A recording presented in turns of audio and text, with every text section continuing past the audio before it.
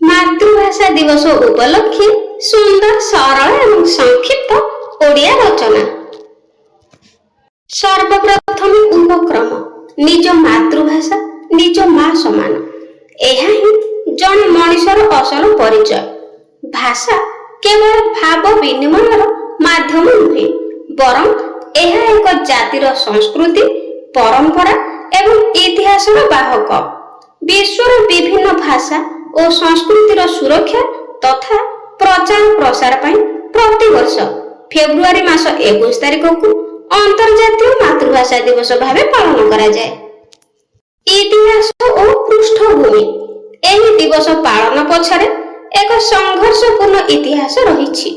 1952 मसीहा फेब्रुआरी 21 तारिख रे तत्कालीन पूर्व पाकिस्तान, वर्तमान जहाँकि बांग्लादेश रो ढाका विश्वविद्यालय छात्र माने निज मातृभाषा बांग्ला को सरकारी मान्यता देवा दाबी रे आंदोलन कर प्राणबली देइथिले।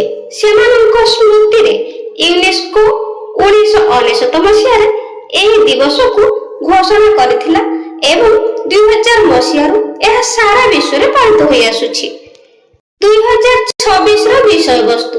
2026 मसीहा रे एही दिवसर मुख्य विषय वस्तु हेउछि भाषा गुरुत्वपूर्ण स्थायी विकास पाई बहुभाषा शिक्षा।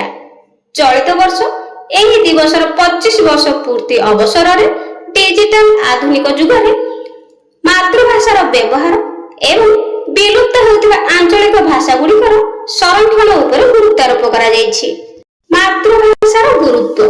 मौलिक शिक्षा। शिशुटिए निज मातृभाषा रे जेतिकी सहजरे विषय वस्तु बुझी पारे अन्य भाषा रे ताहा संभव हुए नहीं।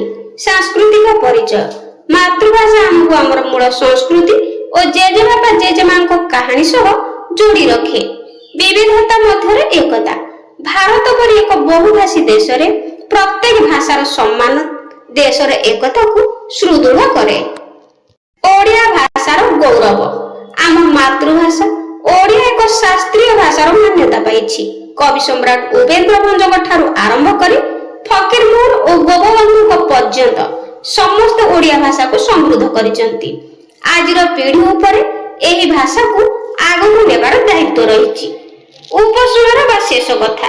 भाषा बंचिले जाति बंचिब।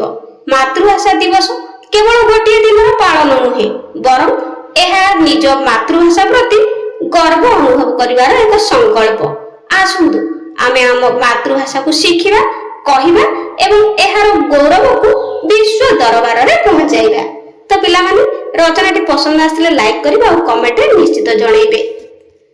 मातृभाषा दिवस अवसर रे निश्चित भाव रे रचना रे कंपटीशन रे भाग नियंतु।